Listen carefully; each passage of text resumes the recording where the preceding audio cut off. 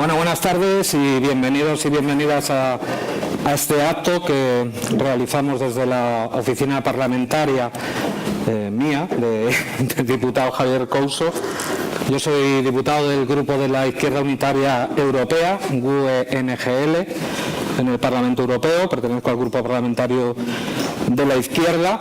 Lo primero, daros las gracias por el interés en el acto, por venir, por llenar un sábado como hoy, que hay muchas actividades, una sala tan importante como esta del Círculo de Bellas Artes.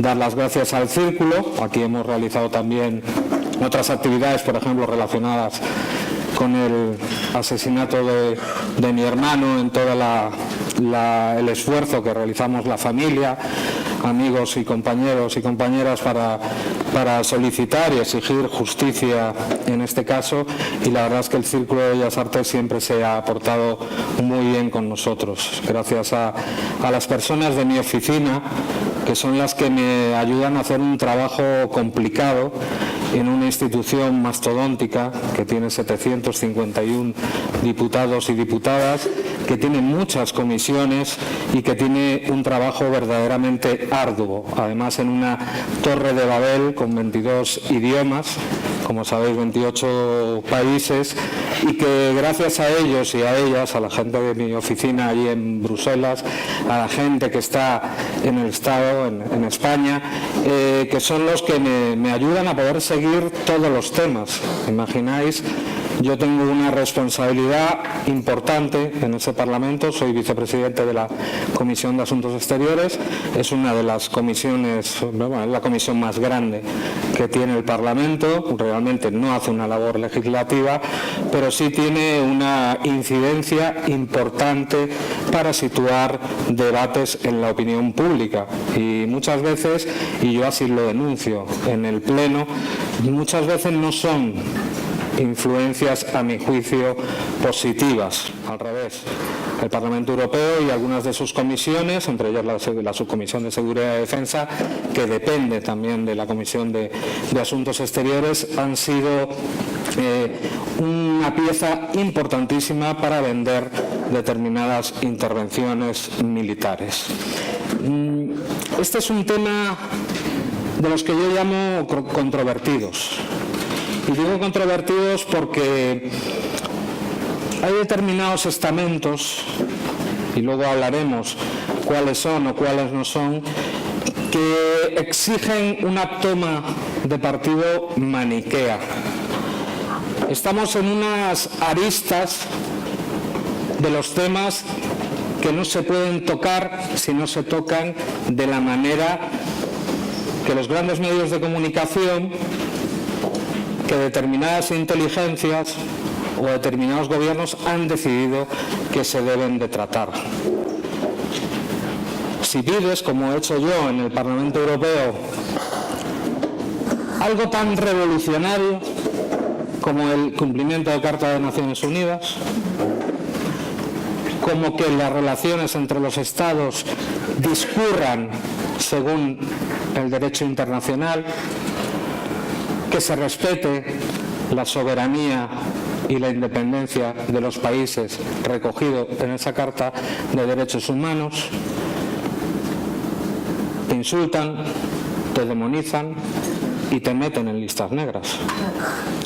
Yo la primera intervención que tuve en la Comisión de Asuntos Exteriores sobre este asunto, que era al calor del Maidán, de Ucrania y del posterior, yo lo califico así, desplazamiento ilegal del poder, con una injerencia e intervención clara de estamentos estadounidenses reconocidos, entre ellos John McCain del Instituto Internacional Republicano estuvo allí, estuvieron otros cuantos más, ¿no? Pues solo por pedir un poco de cordura, de distensión, de diálogo. La primera frase que me llamaron fue estalinista español, o sea, ni siquiera español, que es lo que hubiera pedido. Yo soy español, pero no soy estalinista, ¿no? Pero ya fue una de las primeras veces en las que me vi con una bofetada de caracterización por romper un consenso que a mí me sorprendió y lo recogemos en este libro, ¿no? Me sorprendió ver una beligerancia contra Rusia que no había percibido, por lo menos en 2012, 2013, 2014, en los medios de comunicación de nuestro país al nivel en el que hemos visto posteriormente. Y es algo que me ha hecho pensar muchísimo. ¿Quién está detrás de estas campañas? ¿A quién le interesa que no podamos debatir con tranquilidad? Uno de estos casos es Rusia, sobre todo al calor de lo que ha pasado en Ucrania, posteriormente en Crimea, pero también al calor, pues todo este despliegue, en primer lugar de la OTAN, que tenemos los cuarteles, supuestamente acortelamientos temporales en la frontera con Rusia, la patrulla báltica, con tropas españolas, ahora mismo carros de combate por primera vez desde hace mucho tiempo en Letonia, las grandes maniobras que se han hecho sucesivamente durante todos los años, el abandono de los tratados por parte de Estados Unidos, del Tratado de Armas Intermedias, los llamados misiles de teatro, la cada vez más verborrea a favor de la posibilidad de utilizar armas nucleares tácticas, cosa que debatimos en el Parlamento y así me reconocían muchos militares de los que pasan por la subcomisión también de Seguridad y Defensa, que cada día en la literatura hay una más que evidente inclusión de las tácticas y estrategias del uso de armas nucleares tácticas, lo cual, como decían expertos, es la antesala de poder utilizarlas.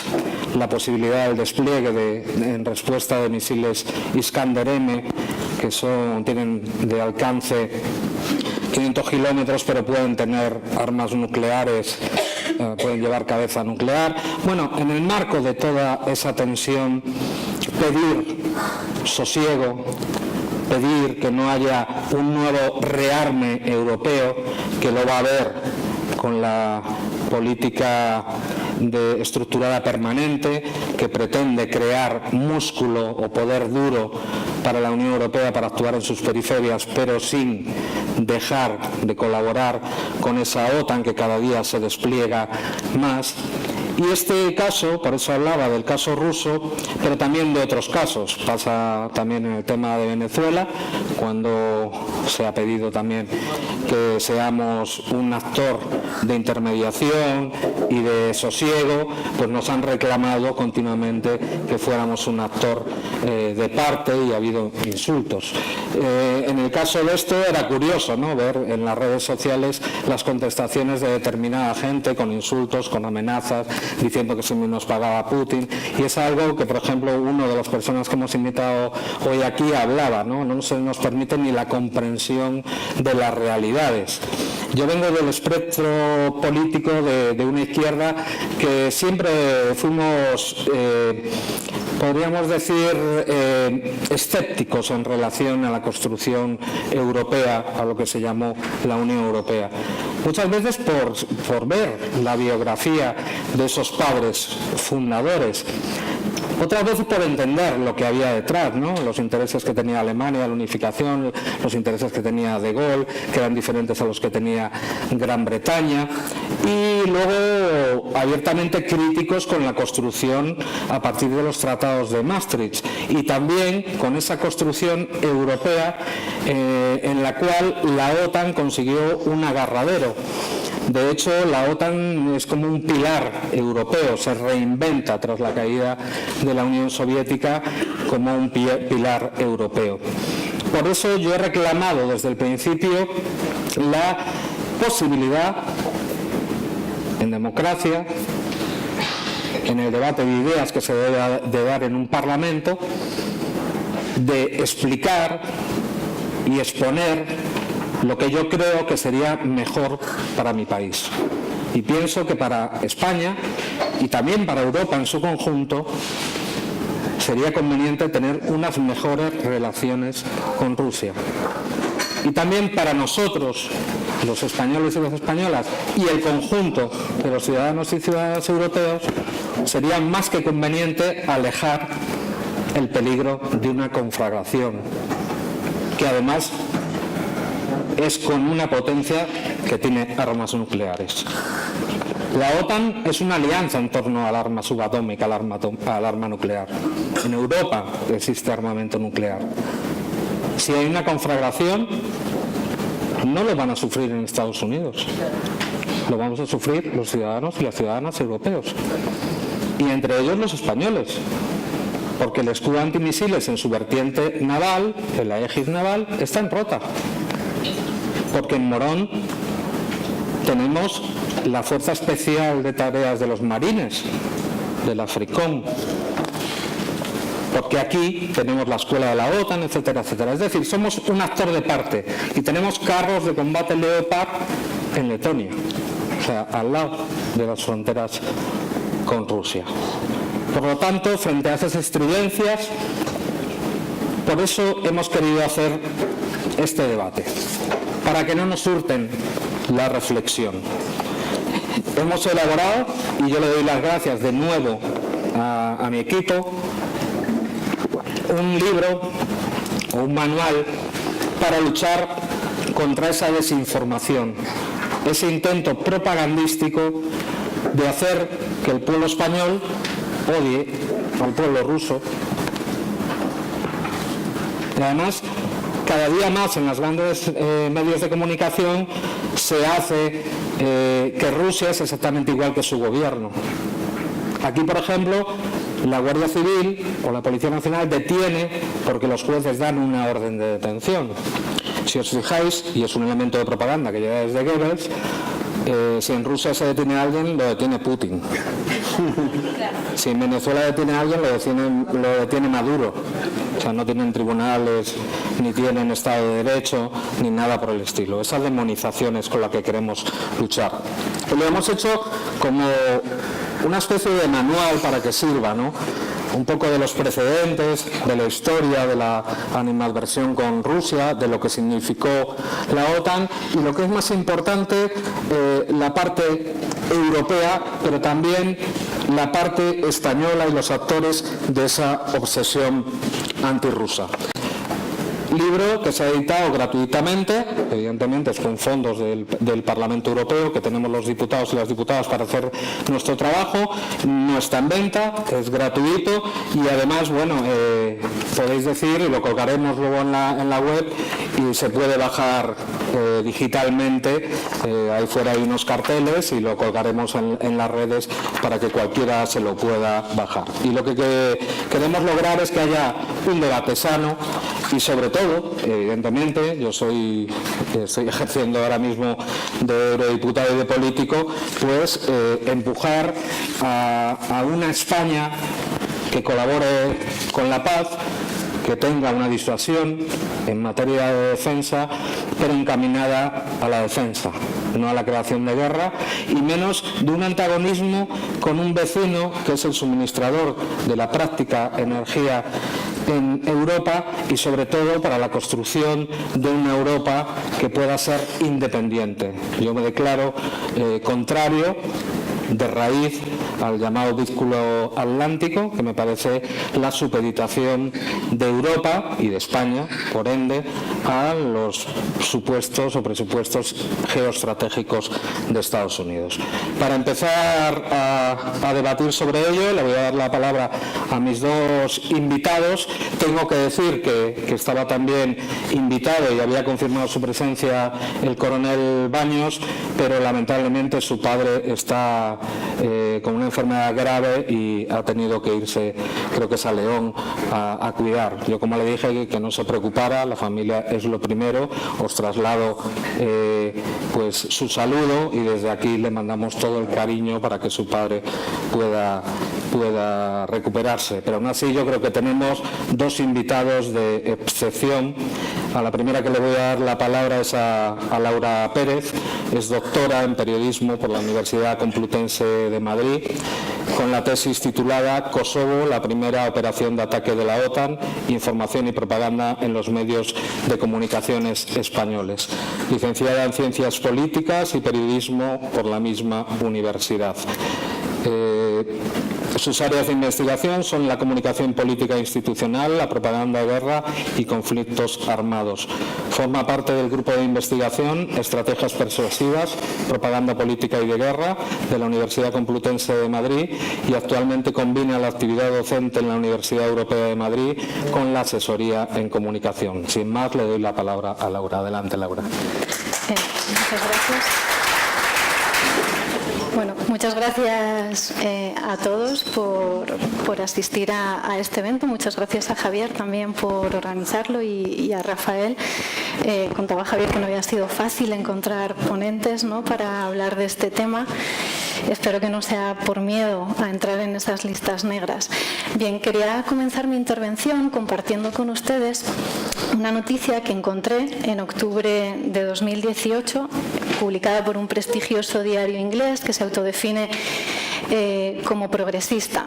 Estaba preparando mis clases de Relaciones Internacionales y llevaba una semana siguiendo con los alumnos el caso del asesinato del periodista Jamal Khashoggi. Seguro que les suena el caso, ¿no? Fue asesinado en el consulado saudí de Turquía y me topé con esta noticia que hubiera pasado desapercibida entre todas las que salían en el buscador, si no fuera porque iba encabezada por una enorme fotografía de Vladimir Putin dando la mano al príncipe heredero saudí Mohammed bin Salman.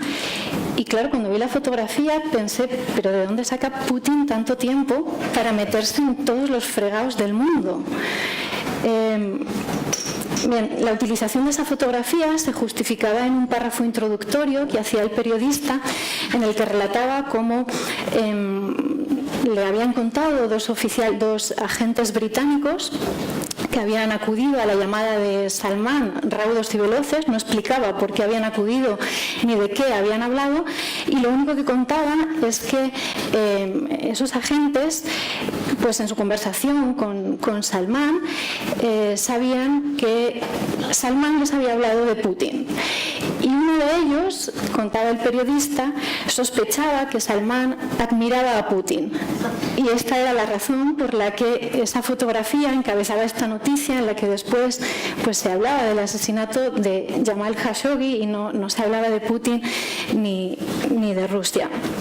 Bien, en los últimos años, como ha dicho Javier, he estudiado la estrategia comunicativa que siguió la OTAN durante el bombardeo de Yugoslavia en 1999. He estudiado el modo en el que se comportaron los medios de comunicación españoles durante aquel acontecimiento, cómo lo cubrieron, qué representaciones se hicieron. Y lo saco a colación porque muchos de esos comportamientos que tuvieron los medios de comunicación españoles veo que se están repitiendo en los medios de comunicación, no solamente españoles, sino en general occidentales, pero esta vez en lo que tiene que ver con la representación de Rusia.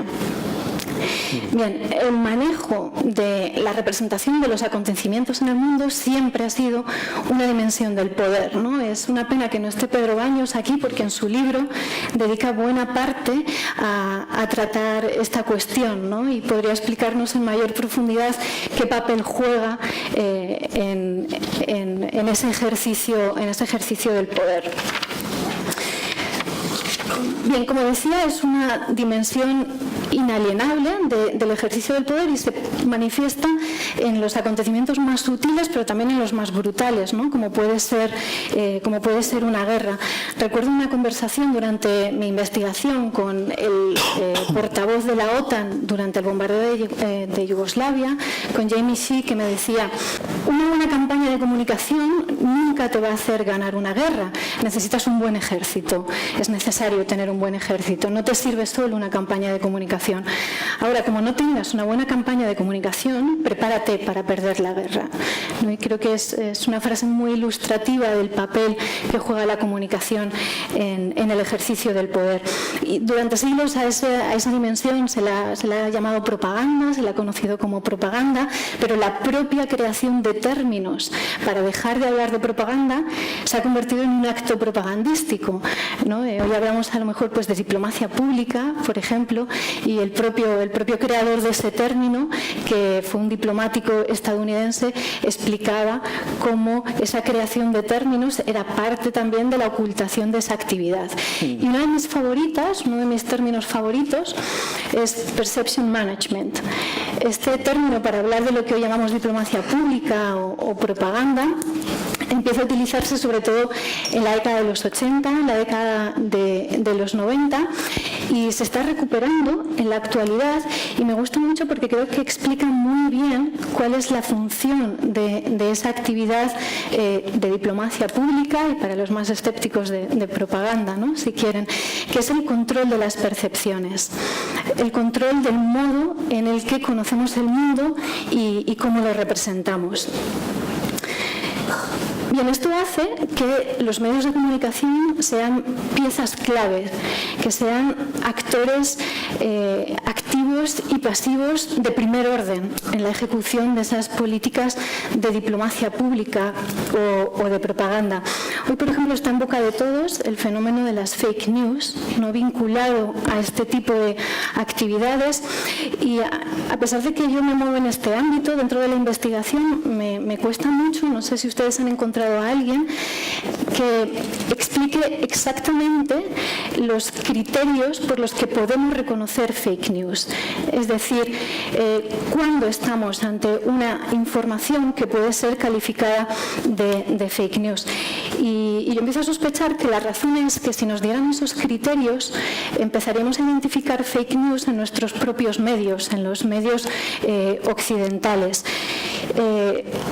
Porque creo que son maestros en la utilización también de este control de las percepciones y de distorsión de las representaciones, como por ejemplo poner una foto de Vladimir Putin saludando a Salman cuando estás hablando del asesinato de Jamal Khashoggi, ¿no? No es mentira que Vladimir Putin se haya reunido con Salman.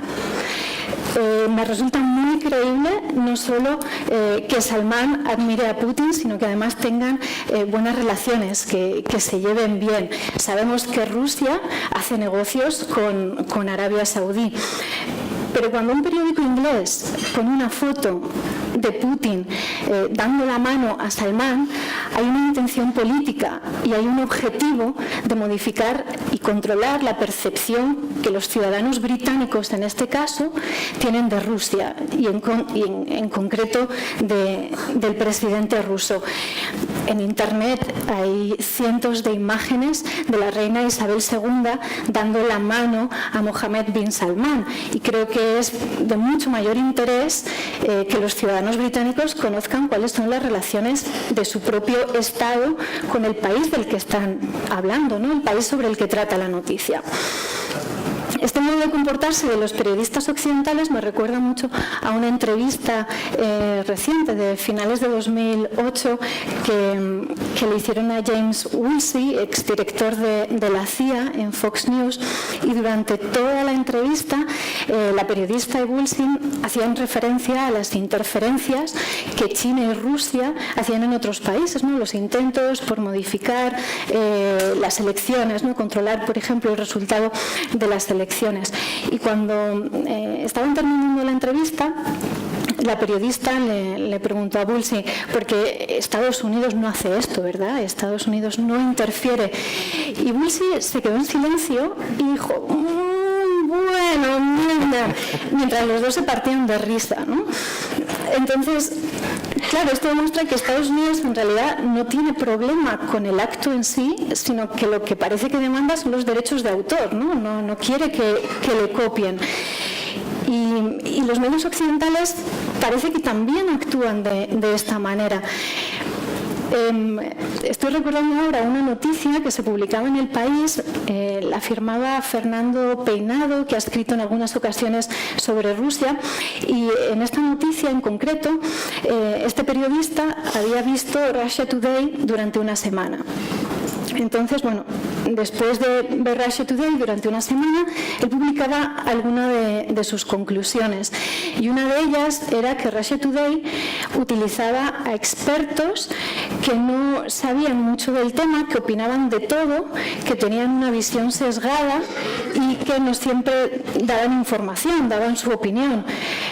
Claro, esto puede ser aplicado a cualquier medio de cualquier parte del mundo, a cualquier medio occidental, incluido el suyo propio, ¿no? Y bien, si prestamos atención al lenguaje que utilizan los medios de comunicación, podemos aprender mucho de sus fobias, de sus miedos, de sus prejuicios. Y uno de los procesos que estoy estudiando en la actualidad son los procesos de verificación que se siguen las noticias, que siguen los periodistas. Y bien, lo que estoy detectando es que cada vez tenemos más noticias en los que esos procesos de verificación están ausentes, no existen. En un proceso de verificación de una información hay dos elementos, ¿no? Las fuentes y las pruebas. Es algo que el periodista sea testigo directo de un acontecimiento, tiene que buscar testigos y tiene que intentar comprobar que las pruebas que le ofrecen son verídicas, son verdaderas. Bien, en las representaciones hacia Rusia, estos procesos, como digo, están cada vez más ausentes, no existen. Y para disimular esa ausencia del proceso de verificación, que es algo básico en la elaboración de cualquier información, se utilizan diferentes técnicas para dar la impresión, después de haber leído una información, de que esa información sí que ha sido verificada. Les voy a citar simplemente dos o tres técnicas que he encontrado abriendo cualquier noticia en la que se representa a Rusia para que vean ejemplos prácticos de cómo se manifiesta esta ausencia de procesos de verificación. Bien, una de ellas es el recurso a condicionales, al modo condicional, ¿no? Y es muy habitual encontrar estos son ejemplos concretos de medios, ¿no? El Kremlin habría simulado webs del Senado estadounidense. Esto es del Confidencial, por ejemplo. Moscú estaría detrás de los ataques cibernéticos sufridos por el Partido Demócrata. Esto es de la BBC en español. Bueno, el condicional se utiliza precisamente para expresar algo que no sabemos, algo de lo que no tenemos certeza, algo que desconocemos. Y de hecho, la mayoría de los manuales de estilo de los medios de comunicación desaconsejan utilizar ese modo verbal. El experiodista de Europa Press y expresidente de la agencia EFE, Alex Grigelmo, hablaba precisamente en una entrevista sobre el abuso de este tipo de expresiones, de este modo verbal en las informaciones periodísticas. Y él decía, si algo no se sabe, el periodista solamente puede hacer dos cosas, o no darlo o comprobarlo. Porque si no, lo único que nos está transmitiendo es una información que desconoce. Nos está dando rumores sin informarnos de que son rumores, y lo único que nos está transmitiendo es información, supuesta información, pero nos está dando su opinión política, sus deseos o sus prejuicios a través de esas expresiones. Así que, bueno, Moscú habría atacado a no sé qué partido, o Putin se habría reunido con no sé quién, no es información, y para eso no necesitaríamos a los medios de comunicación occidentales. Y esto creo que tiene que ver mucho con la crisis por la que están pasando los medios occidentales. Bien, otro modo sutil de ocultar pruebas sobre la veracidad de una información es camuflar esas fuentes en sujetos que son muy generales, muy abstractos, en los que no aparece realmente quién es la fuente, ¿no? Y por lo tanto podemos hacer pasar por información realmente cualquier cosa. Por ejemplo, un diplomático consultado afirma que Moscú ha hecho no sé qué.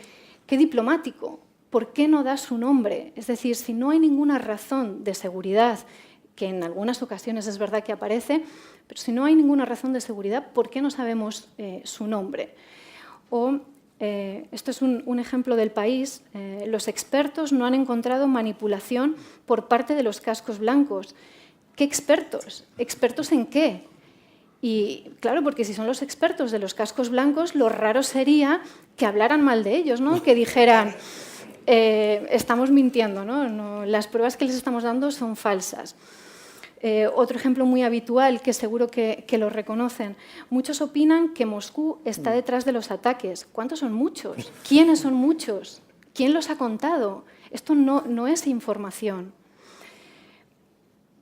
Bien, además de la ausencia de estos procesos de verificación que suponen una negligencia en el ejercicio del periodismo, podemos encontrar otro tipo de técnicas propagandísticas, como son pues, la distribución de estereotipos, de exageraciones, de generalizaciones.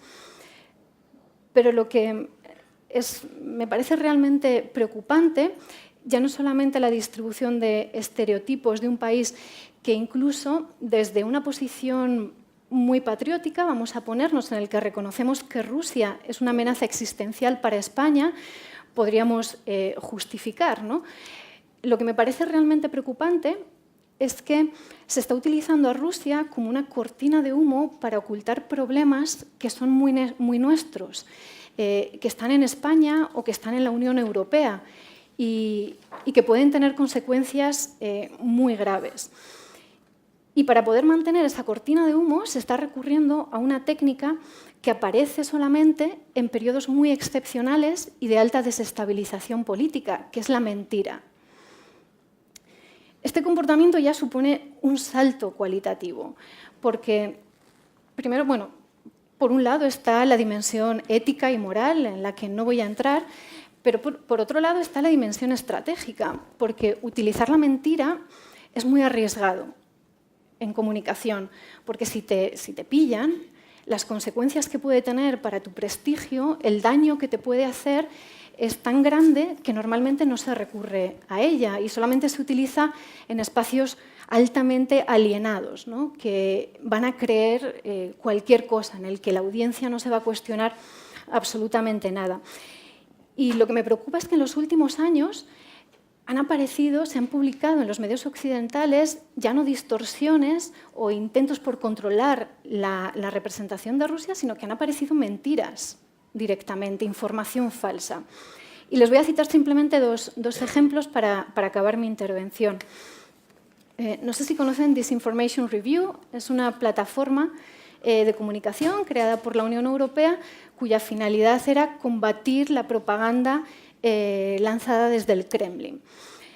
Bien, en octubre de 2016 acababa de nacer esta plataforma y se informaba en esta plataforma de que Russia Today estaba dando información falsa sobre lo que estaba ocurriendo en Italia. En aquel momento en Italia se iba a celebrar un referéndum.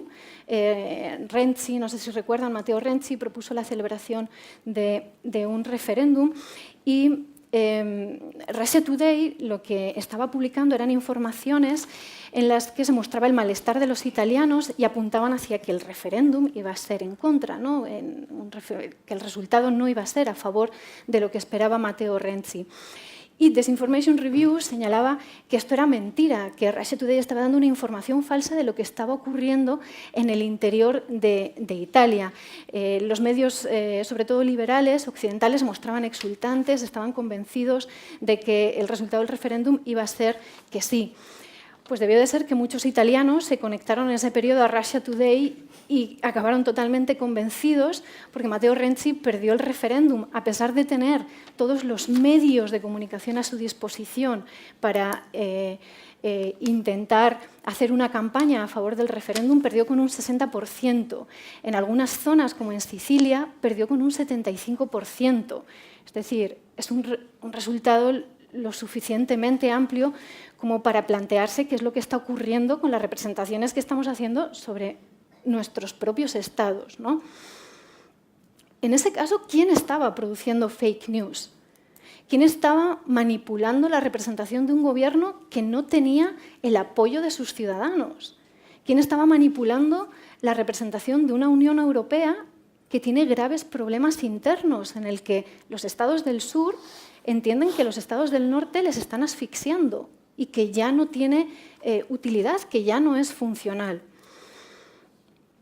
El Washington Post en aquellas fechas había escrito un análisis bastante moderado en el que planteaba precisamente el peligro de hacer un referéndum en Italia teniendo en cuenta el marco económico y la situación política de la Unión Europea. Es decir, que en Disinformation Review no solamente se estaba manipulando la representación de lo que ocurría en Italia, sino que ni siquiera se estaban leyendo el Washington Post, que es un medio que podemos entender que es aliado. Les estaban poniendo un análisis muy moderado en bandeja. ¿Qué tipo de información utilizan para hacer sus publicaciones, ¿no? Y aquí me entra la duda de saber si se distribuye información falsa siendo conscientes, y lo que esperan es que entre el momento en el que se lanza la mentira y el momento en el que se descubre la situación cambie por un milagro, o de verdad creían que el resultado del referéndum iba a ser que sí. Porque si es el segundo caso, es muy preocupante. Es decir, ¿en manos de quién estamos? Bien, un segundo ejemplo para que ilustra muy bien el estadio en el que estamos. Saltó la noticia en un momento de que varios inmigrantes habían cometido violaciones contra mujeres en Alemania, no sé si lo recuerdan.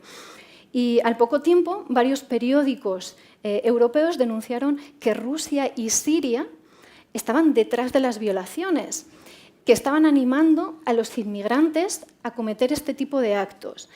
Y la explicación que daban era que a través de este tipo de eventos pretendían influir en las elecciones en Alemania para que ganara la extrema derecha. Bien, unos meses después nos enteramos de que el Bild se había inventado esas violaciones. Es decir, intentaban hacernos creer que Alemania necesita agentes externos para que crezca la extrema derecha, incluso aceptando que a Rusia le pudiera beneficiar esa desestabilización por el crecimiento de la extrema derecha, a través de aceptando que eso es un debilitamiento, ¿no?, de la Unión Europea y de los estados de la Unión Europea. Yo creo que la historia nos da algunas pistas para creer que Alemania tiene algunos asuntos pendientes con la extrema derecha y que tiene algunos problemillas sin necesidad de que haya agentes externos. Bien, en España y en la Unión Europea creo que estamos en un momento histórico y bajo el mando de unos líderes políticos con los que no necesitamos a ningún agente externo para hundirnos y para crear brechas y para debilitarnos. Pero el ofuscamiento con Rusia es tan intenso por parte de la mayoría de los actores políticos y de los medios de comunicación occidentales que están ayudando a ocultar el origen del resquebrajamiento de nuestros estados y de la Unión Europea, amparándose en ese escudo ruso, y las consecuencias de esto son muy graves. Aquí hago también un paralelismo con lo que ocurrió en Yugoslavia. En aquel momento, en el gobierno estaba el Partido Popular, el gobierno de José María Aznar, y siempre me ha